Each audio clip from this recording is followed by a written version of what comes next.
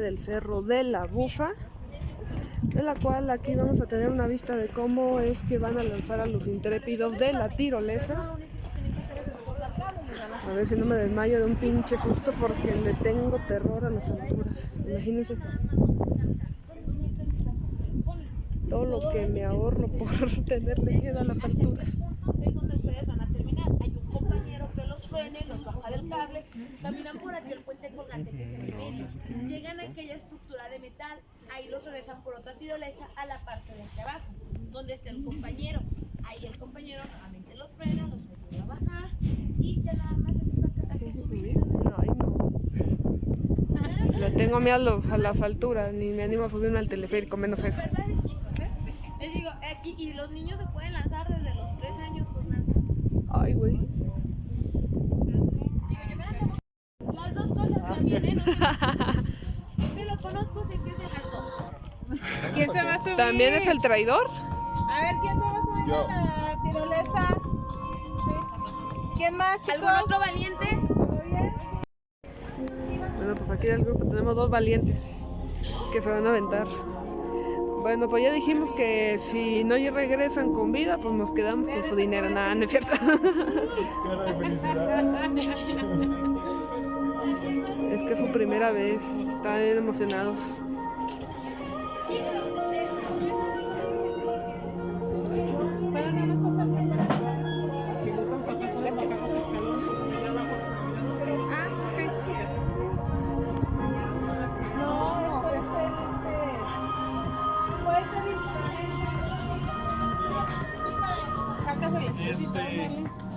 Jessy. No, es ¿Tu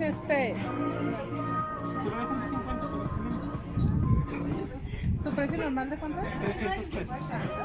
Porque ya van dos. 5 kilogramos más o menos, pero. Si alcanzan, chicos, y se van a Entonces, subir ¿un elefante sí lo pueden aventar? anímense.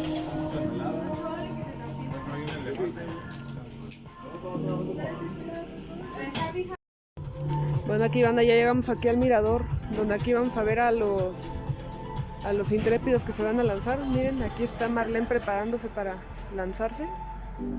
Wow. Y ahí los otros dos. De aquí nos acaba de decir el joven que cuesta 250 pesos el recorrido de aquí hasta allá. Justamente allá donde se ve como una casilla, hasta por acá. Vamos a ver si quiere mandar unos saludos.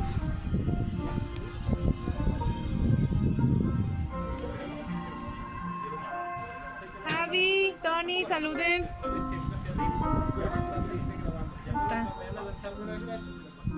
Bueno, pues aquí tenemos al primer voluntario que se va a aventar.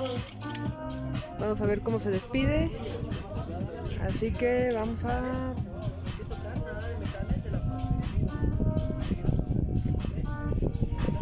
ver cómo. Ahí le está explicando cómo es que debe de controlar ahí la cuerda y todo.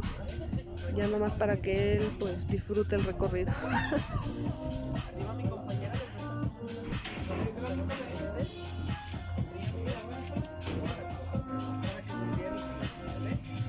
Vamos, Marlene. Vamos.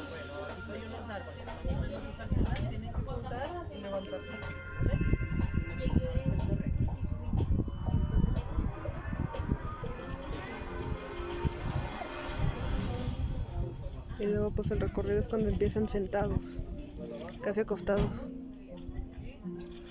Eso, Tony. ¡Vamos!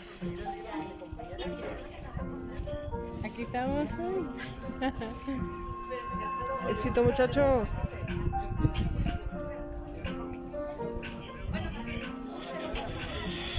¡Ah, va! ¡Ahí va!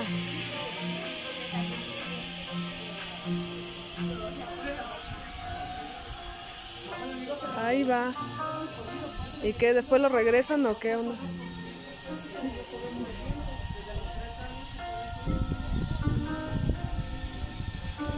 Ahí va el otro.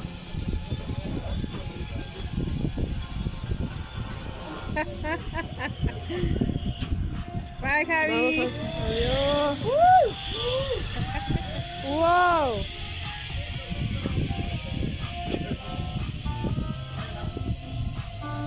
sigue el turno de Marlene, que va a ser la última que se va a aventar.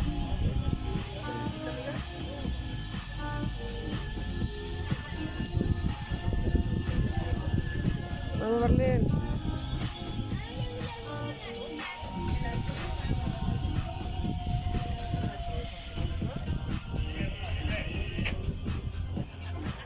Acá cámara 1, cámara 2. Ahí va.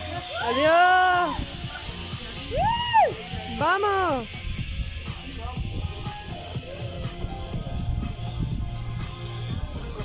Y luego, ¿cómo regresan al otro lado, Di? Oye, Jeff, entonces, ¿cómo regresan al otro lado? ¿Eh? ¿Y cómo regresan al otro lado? Vuelven también. Ah, mira, Ya están allá. para regresarse otra vez. Mira un ciclista. Miren.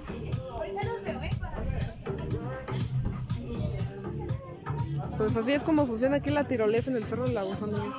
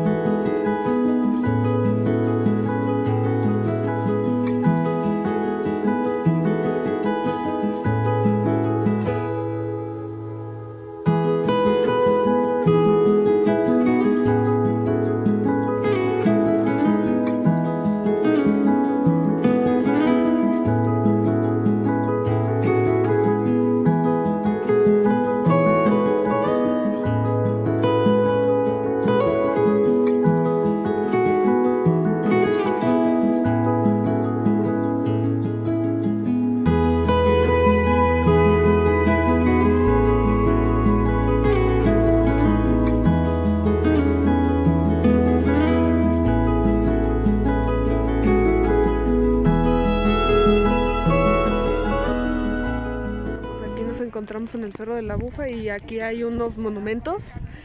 He hecho estos monumentos donde se ven unos generales a caballo. Uno de ellos es Felipe Ángeles, que formó parte de lo que fue la Revolución Mexicana, y del otro lado es Pancho Villa, que es el centauro, que fue el centauro del norte, perdón, en la Revolución Mexicana, que antes, pues, su nombre verdadero era conocido como Doroteo Arango, pero fue conocido como Francisco Villa. Por aquí, pues aquí están los monumentos en honor a ellos. Aquí está el monumento del águila que decía aquí la guía, que ahí es donde nos vamos a ver en un rato más. Acá al fondo está el museo donde podemos ver la obra de la batalla de Zacatecas. Y por acá tenemos la iglesia de la... ya se me olvidó el nombre. En fin, aquí hay una iglesia. Así que pues hay mucho que recorrer aquí por el cerro. Así que vamos a ver qué hallamos, ¿eh? Así que no se despeguen. El tipo vestido como de la época de la revolución, al igual que el guitarrista de allá. Así que vamos a entrar primero al Museo de la Toma de Zacatecas, para conocer un poco más de la historia de la Revolución Mexicana en esta ciudad. La Toma de Zacatecas, que es de los más emblemáticos que tenemos aquí en la ciudad. En algún punto, cuando la ciudad hacia la década de los 60, 70 se volvió cada vez más turística, porque era un pueblito minero, no privaba tanto ahí el turismo, se volvió cada vez más famosa. Y lo que habríamos de hacer particularmente es los sitios que eran emblemáticos en la ciudad, convertirlos en puntos turísticos a visitar. Así pasó con la explanada que tenemos, que ahora justo afuera de este museo es conocida como la Plaza de la Revolución. Pues era una visita obligada al Cerro de la Aguja, pero se le dio, digamos, la importancia al tema revolucionario, por lo cual todo lo que tenga que ver con personajes célebres de la Revolución lo vamos a encontrar aquí en el Cerro de la Aguja. Como ya les platicaba yo hace unos instantes, ¿verdad? Este espacio, esta casona, pues era un asilo. Muy amablemente el gobierno agarró a los ancianitos y les dijeron, a ver, pues, Los ancianitos. camínenle por allá, y pues efectivamente ya no están los ancianitos en este lugar. No se refiere Pero por fin. seguramente quedaron en un mejor lugar. Aquí hacía mucho aire y mucho frío.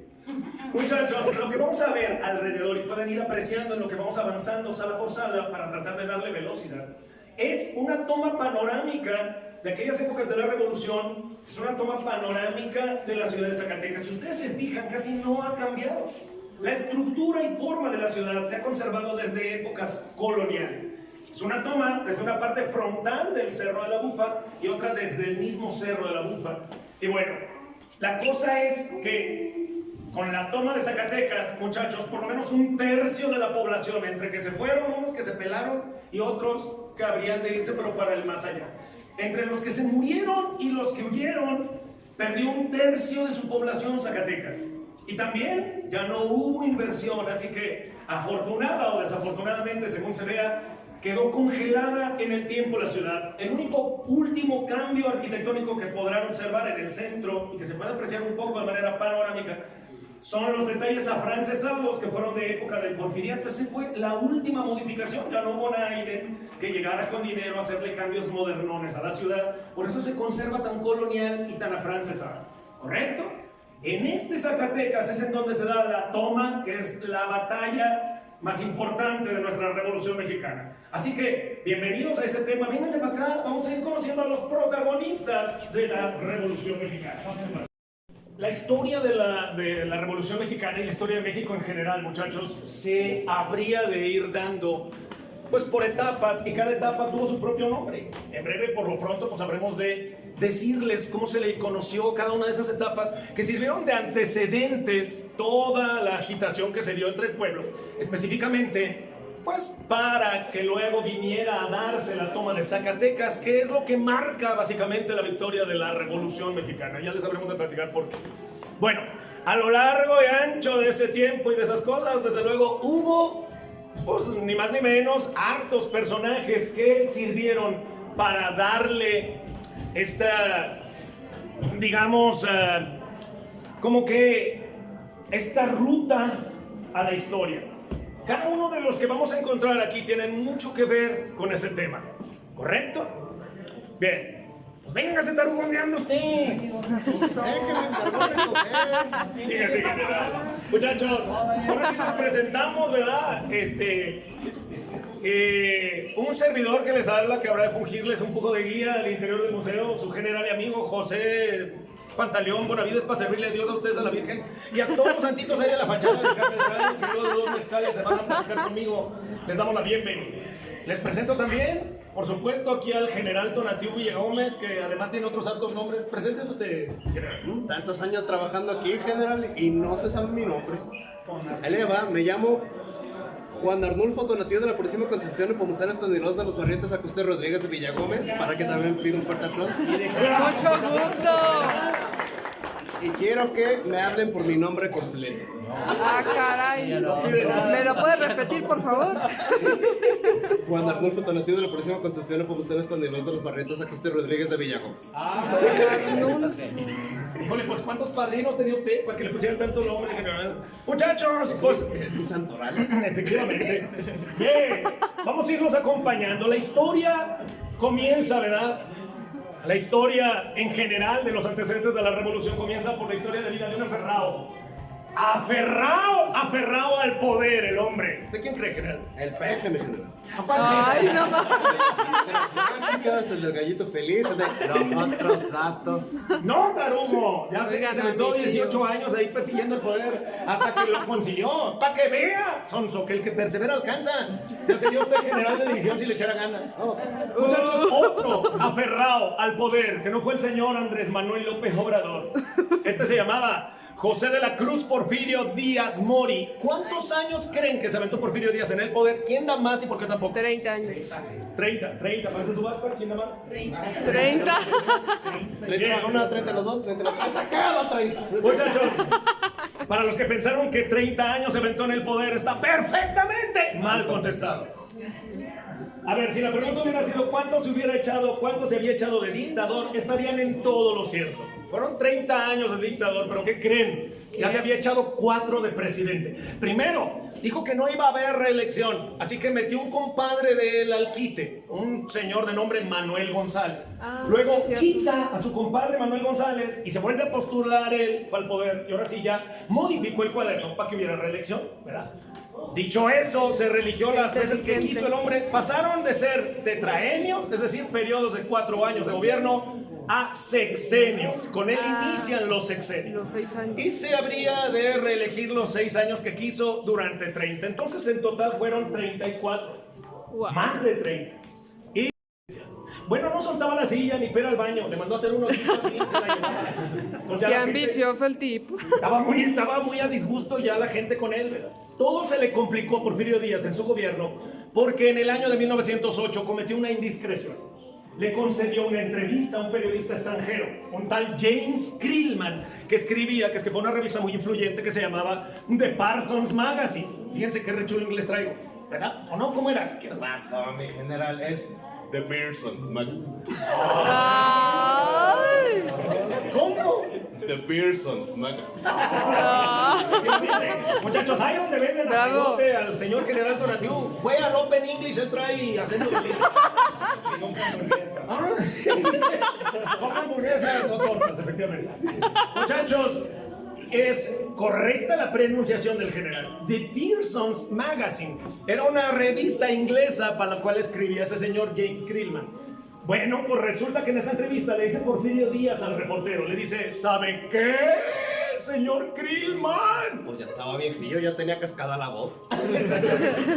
Y le dice, ¿sabe qué? Yo ya estoy muy cansado, yo ya no quiero gobernar, ya no. Yo creo que México ya está maduro para una democracia. Y la gente dijo, ya ven como ya está bien ruco. Ya que anda haciendo nomás ahí calentando la banca, hombre. Ya mejor que llegue la sub-17 a relevarlo. No lo querían. Y eso que no lo sacaban en la primera ronda de los mundiales. Pero por lo pronto, muchachos, efectivamente, pues sí, a partir de esa entrevista y justo el mismo año, en 1908, aparece un personaje en la escena, un chaparrito pelón de barba de candado, un hombrecito de leyes él, Francisco Y Madero. Madero. Francisco I. Madero, que por cierto lo tenemos acá. Ahí está, ¿verdad? Muy elegante el señor. Resulta que este señor, pues, se puso a escribir y publicar un librito que se llamó La sucesión presidencial en 1910. Quién sabe cómo le cupo el nombre en toda la portada. Pero en ese librito le sacaba Madero todos los trapitos al sol a Porfirio Díaz de lo malo que había hecho durante su gobierno. Ahí está que la gente lo empezó a empujar, ¿verdad? Es que usted, Madero, es muy bueno, usted debería ser presidente y usted. Bajo el lema, sufragio efectivo.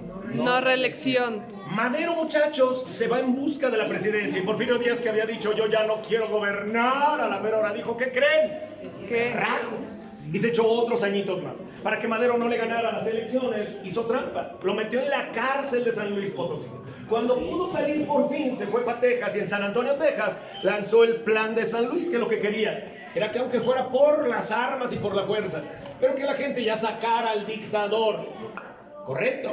Así que, muchachos, estalla con Madero nuestra Revolución Mexicana un mes de noviembre, pero de 1910, por eso la celebramos como la celebramos. No le costó mucho, un año después, en 1911, específicamente en el año de 1911, va Porfirio Díaz, que sintió que ya como que con el rabo entre las patas, que el pueblo no lo quería. Fue al Congreso y renunció, y ya muy viejillo fue a dar de tumbos allá por Francia y allá murió. La muerte horrible que sufrió. ¿Sí? Enredado entre sábanas de seda. No, hombre, imagínense. Qué Ay, calor, güey. eso es morir feo. Efectivamente, mi general. Madero logró ser el primer presidente electo democráticamente de México, pero cometió un gravísimo error. Le confió las armas de su gobierno, un desgraciado chacal, vividor, miserable, borrachote, patas chocas, mala copa, mal amigo, mala ley, cabrón. que lo habría de traicionar. ¿Quién es el? Uno más traidor que ustedes. Se llamaba Victoriano y se apellidaba Huerta. Victoriano Huerta. Ahí lo tenemos, miren, del otro lado, justo enfrente de Madero. Está hermoso. Está precioso el señor. Ahí, bigotito recortado. Muchachos, Lentecitos como de John Lennon. ¿Quién lo viera tan bonito y tan bueno, traidor? Victoriano Huerta, ¿qué esperaba Madero si ya había traicionado a Porfirio Díaz para irse con él? Pues nomás una traición. Así que los gringos, a través de un embajador de aquella época, pues le dan, lo billetean, ¿verdad? Desde luego, y lo compran para traicionar a Madero. ¿Qué lo traiciona? Desde luego, este señor a Madero, y lo mata en la famosa decena trágica en el año de 1913. Bueno, sin Madero en el poder, ahora el lío ya no era quitar a Porfirio Díaz, sino quitar al usurpador de Huerta. Victoriano Huerta. Ahí vamos avanzando en la línea. Y también aquí en el museo, vénganse para acá. Muchachos, vamos a ir viendo a mano derecha, ¿correcto? Vamos avanzándole. Y todo el mundo le tenía miedo a Victoriano Huerta. Y se echaban la pelotita. Tú se la vas a hacer de tos al Huerta. No, yo zafo, tú sácate y así. Todos le tenían miedo, menos uno. Cuatro Ciénegas, Coahuila, nacido ahí. Gobernador de Coahuila en aquel entonces, un señor de una barbota así frondosa, bigotón, lentes chiquitos, casi siempre vestía de verde. Parecía Santa Claus. Parecía Santa Claus de Movistar. Muchachos, don Venustiano Carranza fue el único que se le puso al brinco a Huerta, todo el mundo le tenía miedo. Belisario Domínguez, que era un diputado que le decía sus cosotas así en la cara: es que usted mató a Madero, desgraciado. Usted es mendigo asesino. Pues lo venadeó y mata a Belisario Domínguez de manera muy injusta. Todo el mundo supo que había sido Huerta el que lo mató, pero nadie hacía nada. Como era un hombre muy desalmado, todo el mundo le tenía miedo. Correcto. ¿Quién se le puso al brinco? Pues nomás el Barbas de Chivo, que ahí lo tenemos. Sí. Esa gente entrona del norte, muchachos, que es tremenda, ¿cómo no? Dijo: no, no, no, a ver, así las cosas no se hacen.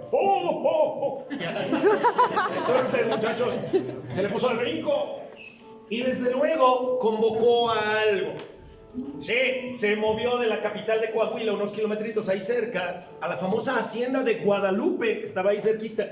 Ahí traza el plan de Guadalupe, que lo que quería era quitar ahora al usurpador de Huerta. Ya habían quitado a Porfirio Díaz. Así que, para quitarlo, se juntaron ahí y entraron en ese plan de Guadalupe varios valientes. Abraham González, Pascual Orozco, Álvaro Obregón, Pancho Villa y muchos más. Pancho Villa, que para empezar ni se llamaba así, dígales. Ahí les va, se llamaba José Doroteo Arango Arámbula, nació en la hacienda de la Coyotada San Juan del Río Durango en un año de 1878. Exacto. Es muy acalorada, ¿verdad? El hombre.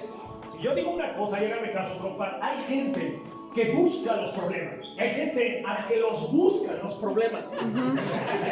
El Pancho Villa era así. A veces ni quería pleito, pero donde estaba siempre salía de pleito. Pues entre ellos crean algo que es conocido como la División del Norte, que pertenecía al ejército constitucionalista que formó Carranza. ¿Para qué? Pues para irle quitando pueblo, pueblo, pueblo, pueblo, así del norte, para abajo, para abajo, para abajo, para abajo, quitárselos al usurpador de Huerta, hasta llegar a Zacatecas. Era muy importante tomar Zacatecas. ¿Por qué, muchachos? Porque Zacatecas era el único paso obligado para la Ciudad de México. Y de rebote, todos los que querían ir para el norte tenían que cruzar por aquí. Así que no había de otra, era pasar por aquí. Quien tomaba Zacatecas tenía paso libre, acceso libre a la Ciudad de México, y podía significar el triunfo de las armas. Así que evidentemente para eso toman Zacatecas. Eso fue un 23 de junio de 1914. Ya pasó un tiempecillo, ¿verdad? Pero bueno. Mueren también, como todos los caudillos, a traición. Carranza, pues sí, los que tenían más cercanos los compraban y eran los que terminaban echándose a esos caudillos de la revolución. Vamos a ir avanzando, vénganse para acá. Ciudades que fueron clave durante la Revolución Mexicana, los antecedentes previos, cada ciudad que fueron tomando, o en donde hubo movimientos revolucionarios importantes, ¿correcto? Bien, vamos a voltear ahora al lado izquierdo. Son puros revolucionarios y tienen un común denominador: son zacatecanos.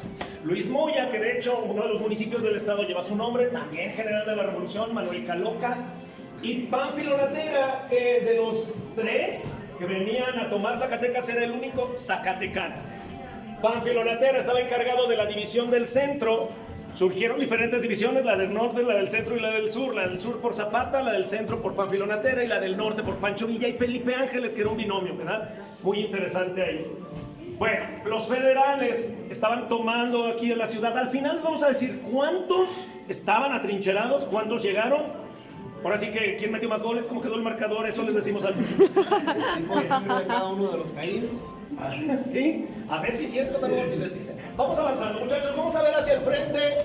Mucha atención, ahí vemos un fragmento de video real Por supuesto, ¿qué hace una película? Pues ya con todo este mundo digital, muchachos, se pudo digitalizar alguna de estas escenas de la revolución. Lo que vamos a ver justo ahí es la llegada en el funeral. Ahí llevan el ataúd de Madero. Y luego hay un fragmento también de cuando está él dando un discurso, que desde luego pues era parte de lo que habría de darse en aquella época. Bien, la voz tanto de Porfirio Díaz como de Madero quedaron grabadas, las pueden buscar en el YouTube ahora que hay harta modernidad. Sí, hablaba muy así, Porfirio Díaz, y Madero hablaba muy así, como muy así. Muy agudito, sí. Sí, las Pues escuché. así que por los tamaños, ¿verdad? De cada quien. Vamos avanzando, vénganse para acá. Sí, cierto, yo escuché las voces de Porfirio Díaz y Francisco y Madero. ¿Están en TikTok?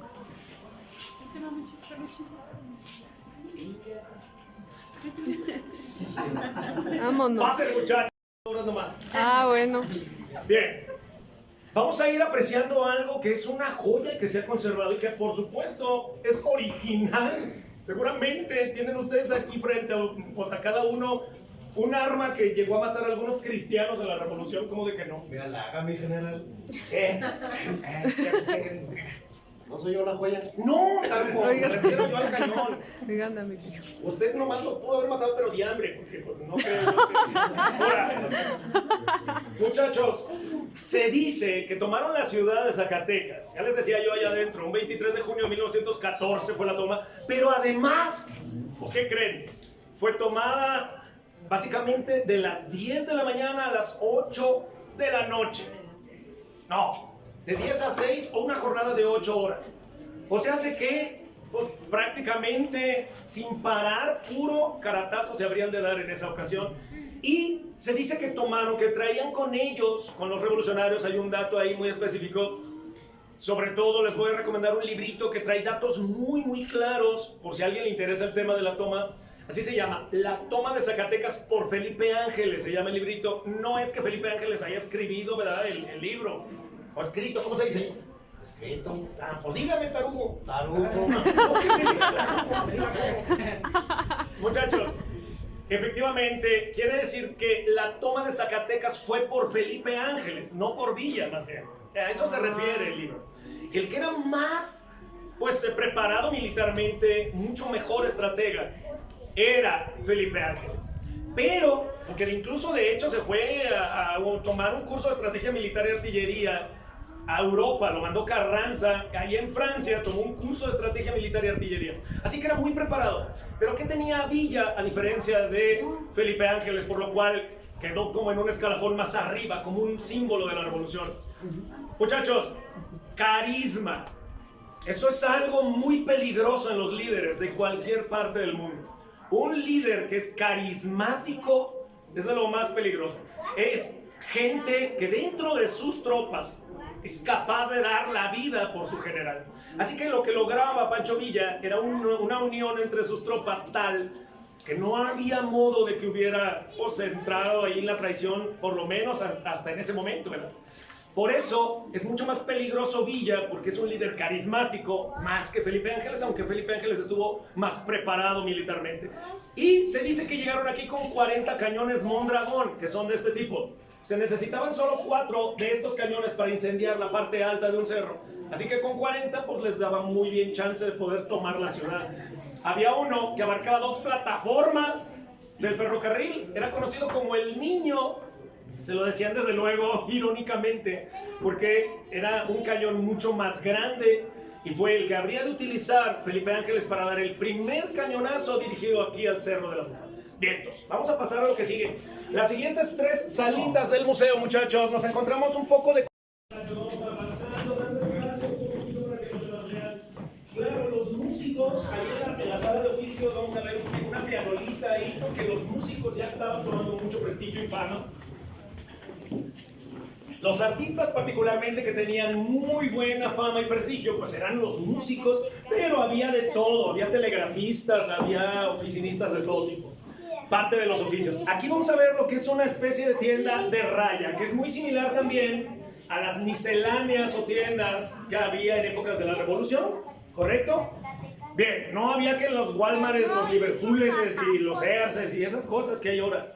La gente llegaba a la tiendita, vayas aquí con doña Petra, con don Chilo aquí a comprar. Y llegaban a la tienda y encontraban de todo. En las tiendas de aquellas épocas, muchachos, se encontraban de todo. Pues, artículos para limpieza, para cocinar, granos, semillas, etcétera, chiles secos, hasta el marido, si no tenían, encontraban uno ahí. Entonces, era muy peculiar. Esta es una cajita registradora original de aquellas épocas, para que más o menos también la chequen y demás. Los rodillos, que era con lo que amasaban muchas veces todo lo que tenía que ver con el pan o las harinas. Ahí vamos a ver también unos rodillos y servían también para que la señora se sanjuaneara al marido. Pásenle las Ah, órale.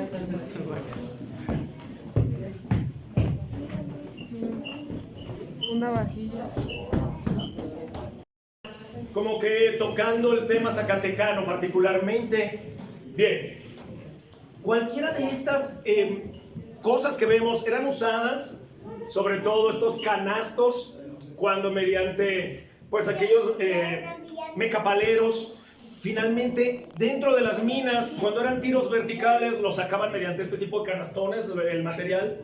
Cuando eran socavones y no eran tiros, los socavones son horizontales y los tiros son verticales, se usaban estas que son conocidas como góndolas. Así que buena parte de ese tiempo de la Revolución, pues la gran mayoría trabajaba en la minería aquí en Zacatecas, por lo cual también es parte de... Se empezaba todo en ese tipo de básculas también, y habría pues algunos elementos, ¿verdad?, que tenían a bien usar los mineros para ese tipo de cosas. Vénganse para acá. Esto que ven aquí no es un adivina quién. Ah, caray. Parece que sí, pero no. Nos andan fallando ahí las proyecciones, porque estas siluetas tenían la proyección, desde luego, de los caudillos. Por ahí está Villa, está Carranza, está Felipe Ángeles. Acá vamos a ver a Carranza al lado de un telégrafo, lamentablemente, pues por cuestiones, ¿verdad?, ¿cómo se dice?, los focos que necesitan los proyectores y que salen muy caros, y que ya hay varios fundidillos, pues evidentemente ahora prescindiremos de esa proyección, que es muy así, muy bonita en este museo. Pero bueno, muchachos, llegamos a la sala que es conocida como la sala de la ruptura o la sala de la fractura. Y no es que alguien se haya caído del caballo y se haya fracturado, sino que se fractura la relación que había al interior de los caudillos que estaban peleando en aquella época para quitar a Huerta del poder. ¿Qué es lo que pasó? Pues que evidentemente, muchachos, hubo un problema de egos. Pancho Villa cada vez se volvía más popular, ¿correcto? Cada vez era más famoso entre la gente. Incluso mandó llamar desde Estados Unidos a un cineasta para que lo grabara durante sus campañas en la Revolución, para que le hiciera una película y esa circulara entre los pueblos. Mientras más famoso y más sonara un caudillo, más miedo le daba a los enemigos, y eso no le gustó a Carranza, que pensó siempre que Pancho Villa iba a llegar un momento en el que se le iba a trepar a las barbas, y así sucedió. Resulta que para la toma de Zacatecas, Pánfilo Natera, que llevaba mucho tiempo desde el sur queriendo tomar la ciudad, nomás no podía, le faltaban hombres, ¿verdad? Hombres y estrategia. Y total, Carranza, que aquí vemos como que hay al lado un telegrafista, les digo que nomás pues no se ve la proyeccióncita. Uno estando en Saltillo y el otro en Torreón, cruzan telegramas pidiéndole Carranza ayuda a Pancho Villa. Así que todo, no crean que teníamos WhatsApp como ahora en estas épocas, me mandan un inbox ahí en el Facebook, de esas cosas no estaban. Todo era vía telégrafo. Sonaba el telegrafito ti, ti, ti, ti, y después de varios tititititis que se mandaron entre uno y otro, pues ya no se caían bien, ¿verdad? Entonces le dice Carranza: mire, señor Francisco Villa, general, no es necesario que se desgaste usted y baje a tomar Zacatecas. No, ¿para qué se despeina? ¿Para qué? Mire, si ya está el general Pánfilo Natera, mejor que él tome la ciudad. Usted con que le mande 5,000 hombres de apoyo desde la División del Norte, con eso se arregla. Y Pancho Villa dijo: ¿qué? Se le atoró la gorda de frijoles. ¿Qué? O va toda la División del Norte y yo voy marchando al frente, ¿o no van a ir? No, pues así no, contestó ¿verdad? No, pues entonces no jalo y renuncio. Pues renuncie, me vale. Y renunció. Villa le renuncia a Carranza, pero en una cartotota así, casi pergamino, en donde firmaron todos los de la División del Norte, le daban el respaldo y reconocían como su único general y mando a Pancho Villa, brincando a Carranza. Como Villa sintió todo el respaldo de la tropa, ahora sí que su barrio lo respaldó, dijo: pues me brinco a Carranza, me vale que sea el jefe del ejército constitucionalista. Llegó aquí con toda la División del Norte, no nomás unos poquitos. Así que ahí les van a dar los números para que más o menos tengamos claro. Había atrincherados aquí 12,000, más o menos 13,000, entre 12,000 y 13,000 huertistas que estaban aquí pues custodiando este paso. Y llegaron cerca de 23,000 revolucionarios. Si esos números, que son números oficiales, no mienten, básicamente un ejército, pues ahí les va. Muertos en batalla, entre 6,000 y 8,000 ese día, aproximadamente. El 20% de los que se petatearon, de esos 8,000, los cargó el ejército revolucionario, y el 80% de los caídos y muertos los cargó el ejército de Victoriano Huerta por Tarugo. Si esto hubiera sido fútbol, hubieran quedado como en goliza 8-2. O sea que les hubiera ido casi como a Costa Rica en el Mundial. Pero Ay, por lo pronto, muchachos, básicamente por eso la cantidad de muertos superó, ya contando población civil, más de 10,000 más de 10,000 muertos en una jornada de 10 de la mañana a 6 de la tarde en un solo pueblito. Pues hasta para una guerra es demasiada sangre. Por eso la toma de Zacatecas no es una celebración como vamos a celebrar la barbarie, imagínense nomás. Es una conmemoración. Se recuerdan los ideales por los cuales cayó esta gente aquí en batalla y nada más. ¿Correcto? Vénganse para acá.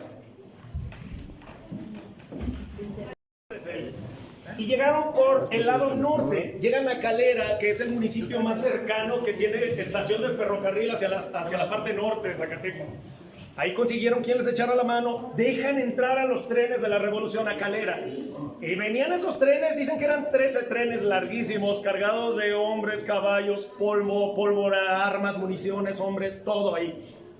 Y luego se fueron acomodando para entrar por la zona de Betagrande, que es en donde se acomodan para echar el primer disparo de cañón. ¿Quién lo dio? Pues acá lo tenemos. El general Felipe Ángeles Ramírez.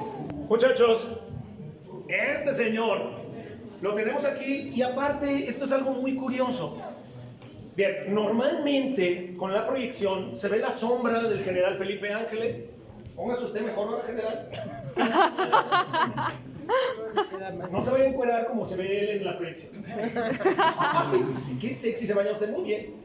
Muchachos, efectivamente, déjenme decirles, él tomó una ducha para relajarse la tarde o la noche anterior. Fíjense para acá, ya nomás lo castiguen y tomó una ducha para relajarse porque sabía la catorriza y los golpes y balazos que se venían a la mañana siguiente. Pancho Villa dio una orden. Era aniquilar al ejército enemigo, no iban a tomar prisioneros. Entonces él sabía que iba a estar muy gruesa la cosa, porque la orden era matar al enemigo, no tomar prisioneros. Decide tomar una ducha, eso lo menciona el librito de Felipe Ángeles, de la toma de Zacatecas por Felipe Ángeles. Y luego, pues en la mañana, como que dijo, yo voy a fingir como que no me enteré del día de hoy, lo que va a pasar. Se echó 2 gorditas, 3 cafés de olla para aguantar. Y salió para echar el primer cañonazo al Cerro de la Bufa. Entonces, es muy peculiar porque este museo rescata el momento en el que él decide como relajarse y yo creo que quitarse culpas, no sé qué se imaginaría aquí en la tina, pero para tratar de quitarse y sacudirse la culpa de lo que se avecinaba en esa toma de Zacatecas que iba a ser muy cruda, cruel y despiadada. Bien, vamos a ver en la siguiente sala, ahí sí está proyectándose ahorita, vamos a ver cómo se da la toma de Zacatecas de manera estratégica. Vénganse para acá.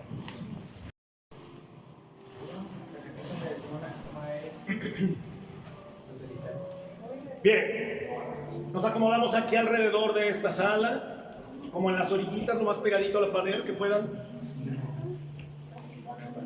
Correcto. Vamos dando espacio también para que se adjunten los que vienen allá de metiches atrás. De este lado, acomódense, muchachos, los que faltan. Pásenle, porque ya viene nuestra generala con caballo de hierro para que la dejen pasar primero. Sin miedo. Es correcto, pásenle. Bien, a ver, muchachos, esta es una toma completamente vertical o cenital de la zona conurbada entre Zacatecas y Guadalupe. Bien, aquí la cuestión es muy sencilla. Muchachos, todo esto es la parte del centro histórico de Zacatecas. Lo vemos ahí en colorcito verde, a ver si lo alcanzan a ver. O a ver si no estoy yo medio daltónico. No, sí es verde. ¿Sí es verde? Sí, ¿verdad? Sí. Y luego hacia allá vemos Guadalupe, Zacatecas, que incluso ya la extensión territorial es mayor. Hacia acá está la salida a Guadalajara y Durango. Y bueno, resulta que la zona norte es hacia acá. Por este lado, más o menos allá, muchachos, el primer cerro que toman por sorpresa es el Cerro de la Sierpe. Mi Adelita ya me está pisando el cerro, como que me lo está achacando. Correcto. Entran y toman por sorpresa el Cerro de la Sierpe y avanzan. Entonces vamos a ver el movimiento justo. La batalla final es en el centro histórico, pero mientras...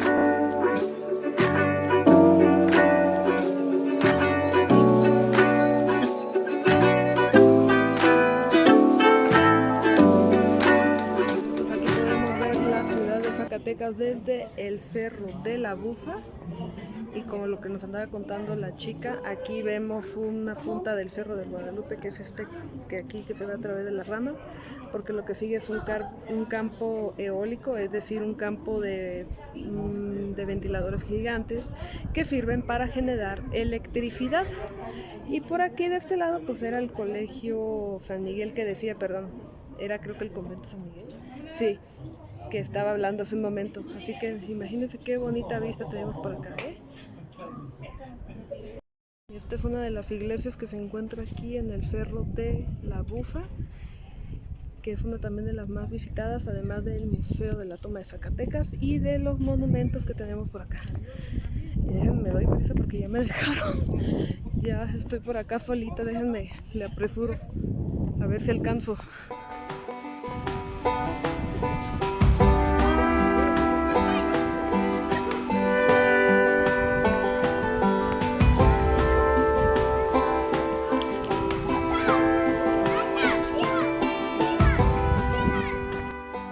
Y aquí a lo lejos podemos ver diferentes negocios de diferentes tipos. Aquí hay una india que vende sombreros así bordados, pulseras, en fin. Y así hay varios negocios de ese tipo, de diferentes precios y variedades, todos hechos a mano. Bueno, pues ahora sí ya llegamos al área de los teleféricos, porque ahorita ya es la hora de que nos vamos a subir al teleférico para movernos de aquí del Cerro de la Bufa directamente a la ciudad. Así que pues ahí vamos.